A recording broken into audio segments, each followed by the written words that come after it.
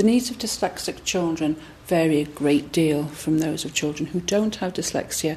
Children with dyslexia need lots of different avenues to express themselves. I say we because I'm also dyslexic, we like the opportunity to do pictorial images. We do strange and wonderful doodles, which mean a great deal to us but absolutely nothing to anybody else. We also enjoy mind mapping because we need to formulate an idea and then put it through into a sequence. So dyslexic children need to have paper, they need plain paper for them to draw their sketches on, they need other paper from which they can just pour out what they're thinking and therefore able later on to put it into a constructed sentence which every normal person will be able to understand. But they also need time, they need encouragement. Liam, can you think of something that's different about your life from year 3 to here? If you can't think right away, we'll come back and ask you in a minute, okay? So you put your hand up when you've had to think. All right? And they need to understand that spelling is not the most important thing, and neither is sentence structure. That's something you can work on later on when you have your ideas. How are we going to do our work? What are our 3 B's? Brains, buddy and boss. Right, who's got their brain with them? I definitely have my brain with me. Who's got a buddy with them? Somebody that we can support? Has everybody got somebody we can ask for help? Yep.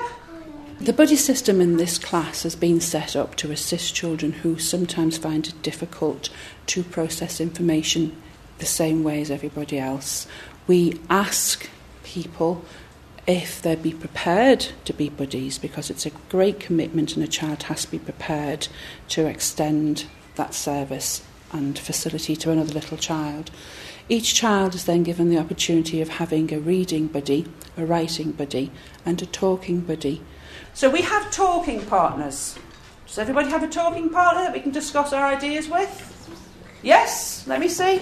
We have some children who, although very good at reading and writing, find it rather difficult to have their ideas expressed. They may be shy. They may have felt at other times their ideas haven't been appreciated, and it's much better for one of their peers to encourage them to think than it is for an adult who can often take on the stance of questioning rather than encouraging.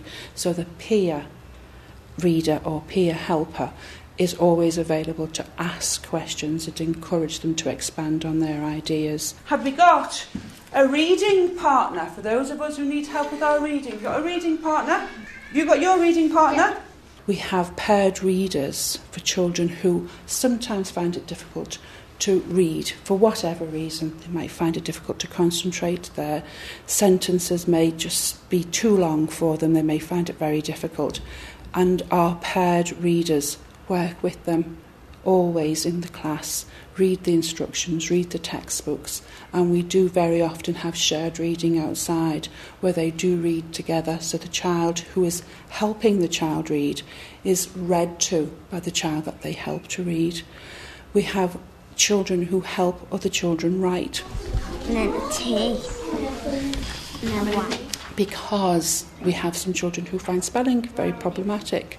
They have the wonderful ideas, they have the wonderful imagination, but the one thing that they cannot do is express it in word form.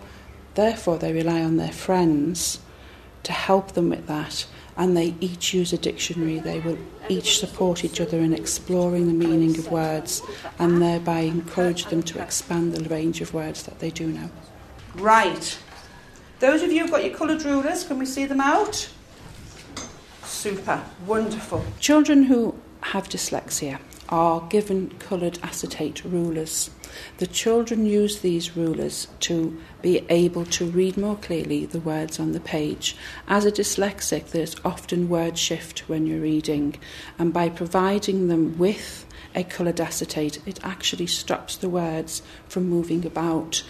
Otherwise, you find you lose your place very often, and you will have to carry on using your finger to mark out the words, which can isolate you, particularly in year 5 and 6, when people immediately associate reading with your finger to stupidity. So it's nice if you have a coloured acetate, because it actually does prevent the words from skipping about, therefore encouraging them to do further reading, and therefore helping them understand more. Okay, so I want you to get your 5 heads together. I want your reading partners. I want your discussion partners.